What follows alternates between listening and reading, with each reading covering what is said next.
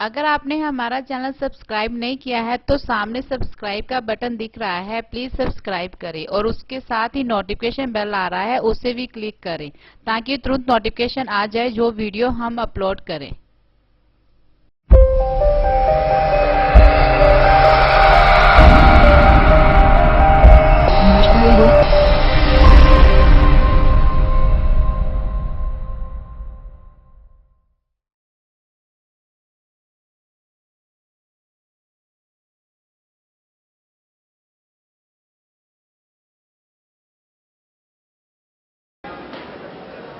ਹੁਣ मैं एम.आर. सरवण जी बारे में पहले भी एक गल की थी क्योंकि छोटे मोटे जो फंक्शन करने हैं नंगी तलवार से नंगे पैरी चरण के बराबर होता है तो इन्होंने 3 प्रोग्राम इतने किए इस तरह के बहुत बाखूबी निभे है। बहुत बहुत धन्यवाद इन्होंने सारे जो साढ़े गैसट आए हैं बाहरों और जी काशी नगर निवासियों को जिन्होंने साथ दिता है समागम को पूरा करने गल करते हैं कि असी हाँ क्योंकि ये सन we are because he was Baba Sahab सी ते असी हाँ। अगर बाबा साहब ना होते तो साड़ी अज हालत वो ऊपर देखो तुम 1850 जो साढ़े हालात थी उदा भी होनी थी अगर बाबा साहब ना हो। पाल साहब ने कहा टाई वाला बाबा बहुत वधिया लगा इन्होंने टाई करके अज साढ़े टाइयां लगियां। सब तो पहला मैं नगर निवासियों को इस गल की मुबारकबाद देता कि 2 अप्रैल जो तुसी इकट्ठ दिखाया इतों इकट्ठे हो गए असी अंबेडकर चौक तक गए और ये इकट्ठ समाज में इकट्ठ की लोड़ सी जोड़ा उस दिन होया पूरे इंडिया होया और वो कांशी नगर निवासियों का भी कोट सिंह निवासियों का भी योगदान सी उसके मैं सारे बधाई देना। थोड़े पहला खुशी थोड़ी ने गल कही थी कि असी साढ़े लोगों को साढ़े समाज में नौकरी मिल जाती है और उस तो बाद असी फिर डब्बा लैके तो मंदिर चले जाते हैं। गल बिल्कुल सही थी।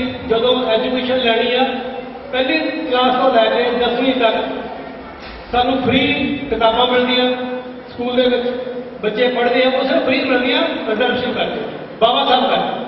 उस तो बाद 10वीं तो बाद पोस्ट मैट्रिक स्कॉलरशिप स्कीम है वो अंडर हायर एजुकेशन लैनी है फ्री मिलती है फीस नहीं लानी पैंती गरीब बच्चे भी पढ़ सकते हैं वो सिर्फ बाबा साहब की बदौलत। पर जो नौकरी की गल आती है इंटरव्यू की करते हैं तो असी रिजर्व कैटेगरी की अप्लाई करते हैं वो भी रिजर्वेशन बाबा साहब की बदौलत मिली है। नौकरी मिल गई महीने बाद तनख्वाह बनी डब्बा लैके असी गुरुद्वारे मंदिर पहुँच जाते हैं भी थोड़ी देन है जी साढ़े बाबा जी तुम दिता पर इस बाबे को भुल जाते जिहदी बदौलत असीं उत्थे पहुँचते हैं उन्होंने भुल जाते जबकि इन्हों याद रखना चाहिए। और उस तो बाद कला याद नहीं रखना एक वर्ड है पे बैक टू सोसाइटी जी साडी स्पीड संस्था जोड़े साढ़े नाल चले आ मैंबर है साढ़े वो जिससे काम कर रहे हो that is pay back to society समाज को वापस भी कुछ करना असी समाज को लेने बहुत कुछ। अजकल के यूथ में पूछो कि समाज को की लग रहे मैंने समाज ने देता मैं तो बड़ी मुश्किल मेहनत कर नौकरी ली मेरे प्यो ने मैंने पढ़ाया गड्डी लिया सारा कुछ करता मैंने नौकरी मिल गई मैं कहा बच्चे पाल लड़े ये तो सारे कर लेते। जानवर भी है जंगल के वो भी कितने घूम फिर के अपना खा के बच्चे पाल रखा पर जानवर के इंसान से की फर्क है जी असी पे बैक टू सोसाइटी नहीं कर सकते समाज ने कुछ नहीं कर सकते। जरूरी नहीं कि असं कोई फाइनैशियली हेल्प करनी है किसी को पढ़ा दो शाम को घंटा किसी की वैसे हेल्प कर दो जो कोई किसी को दवाई की लोड़ है दवाई दे दो लैके किसी चीज़ की लोड़ है उसकी हेल्प करो तो ये पे बैक टू सोसाइटी है। समाज को असं बहुत कुछ लेने जे असं किसी समाज ने सानू दिता कुछ नहीं तो तुम ये देखो कि थोड़े अगर पेरेंट्स समाज ने सोसाइटी ने सिक्योरिटी दी है वो सिक्योरिटी मिली है तो तुम पढ़ पाए हो तो पढ़ा पाए हो तो इसलिए साडा समाज के प्रति फर्ज बनता है कि असं समाज लिए भी कुछ करिए। मैं बाबा साहब का स्लोगन है एजुकेट ऑर्गेनाइज एजुकेट। मैं एजुकेशन की गल करूँगा एक छोटी सी कहानी थोड़ा शेयर करूँगा।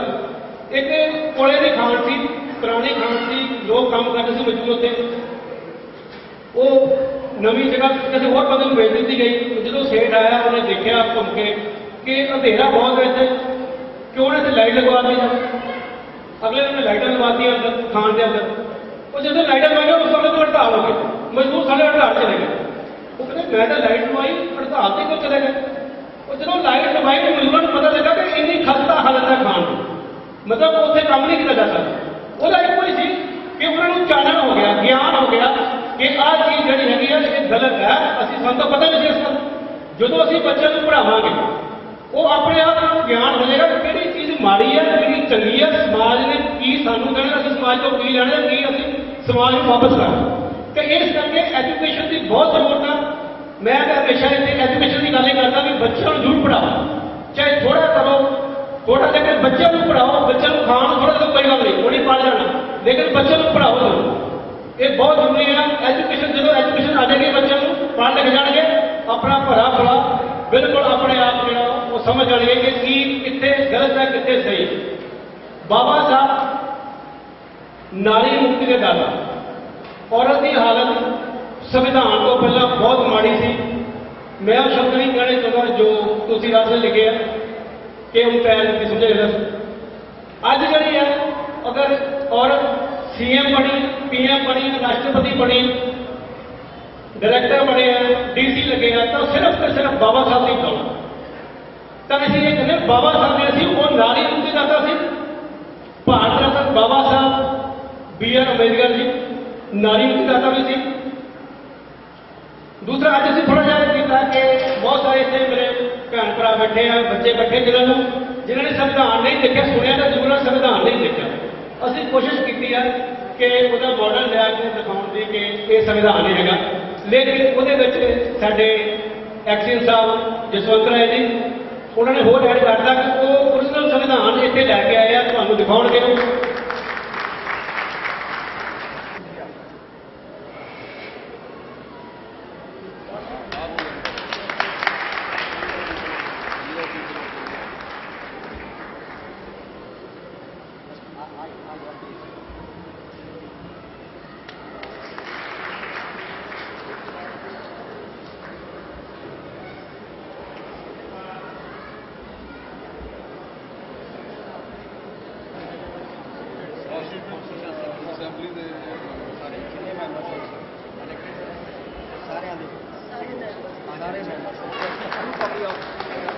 ਜਿਹੜੇ ਬਹੁਤ ਕਾਨੂੰਨੀ ਸਿਪਾਹੀ ਉਹਨਾਂ ਨੇ ਅੰਗਰੇਜ਼ਾਂ ਨਾਲ ਰਲ ਕੇ ਤੇ 10,000 ਫੌਜ ਨੂੰ ਹਰਾਇਆ ਸੀ। ਉਹਦਾ ਸਮਾਂ ਹੈ ਉਹਨਾਂ ਨੇ 500 ਦੇ 500 ਸ਼ਹੀਦ ਹੋਏ, ਲੇਕਿਨ ਆਜ਼ਾਦ ਉਹਨਾਂ ਨੇ ਆਜ਼ਾਦੀ ਲਈ ਉਸ ਜਗ੍ਹਾ ਨੂੰ, ਤੇ ਇਹ ਉਸੇ ਦੇ ਉੱਤੇ ਪੂਰੇ ਉੱਤੇ ਸਿਰ ਭੀਮਾ ਕੋਰੇਗਾਂव ਸਮਾਰਕ ਹੈ।